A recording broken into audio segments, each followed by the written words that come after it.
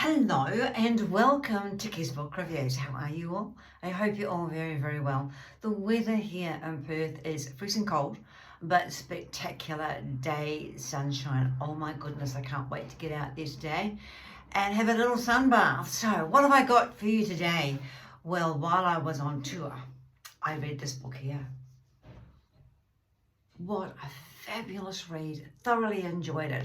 Could actually not put it down. Sometimes I would have to remind myself to go and have a sleep because the midnight oil was burning well and truly. So it's a book called Daughters of the Sun and Moon by Lisa C. She's an international best-selling author of Lady Tan's Circle of Women, which I have also read and thoroughly enjoyed. But what's this book about? Well, it's from the 1870s, again an era I love.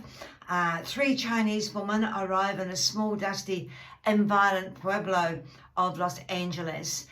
They weren't called cities then, they were called pueblos, and there is the first woman is Dove. Now she is a bound-footed daughter for an imperial scholar, and you can imagine in those days they used to bind their feet from about 3 years old.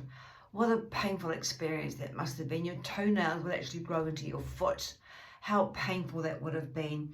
But she had her feet bound, and by order of her imperial scholar father, and she became then considered entrancing and innocent.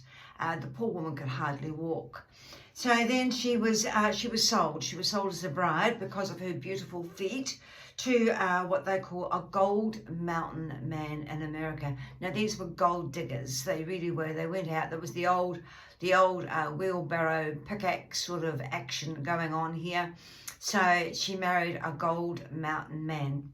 The second bride that was sent over across on the same boat was Moon, and Moon was married to a doctor, a Chinese medicine man, and she was educated, and that's why he chose her or sent back to China for a wife that was educated, so she could help him in his medicinal ways, and he was quite a popular man, so the book says. And the third child that was sent across on the boat was Petal. Now, Petal was, so there's Dove, there's Moon, and there's Petal. And Petal desires absolute freedom, and she certainly fights for it in this book. Really does. She runs away 2 or 3 times. Now, she was bought for prostitution purposes, and that's what most of the Chinese women were used for in those days. It's a sad story, but also towards the end, you see this woman, Petal, gathering her strength, gathering her skirts up and saying, I'm worth more than this. And so are you. And so she grabs these other 2 women that she's made friends with in her particular little township, and they begin a movement, but just between the 3 of them, because to do anything out of bounds, so to speak, would be death for them. So folks, fabulous read. Thoroughly enjoyed it. Thoroughly enjoyed reading the part where the 3 of them are all on the one ship, all on the big sailing ship heading from China to the States, how they meet, what they think about each other, because they've all had very, very different upbringings.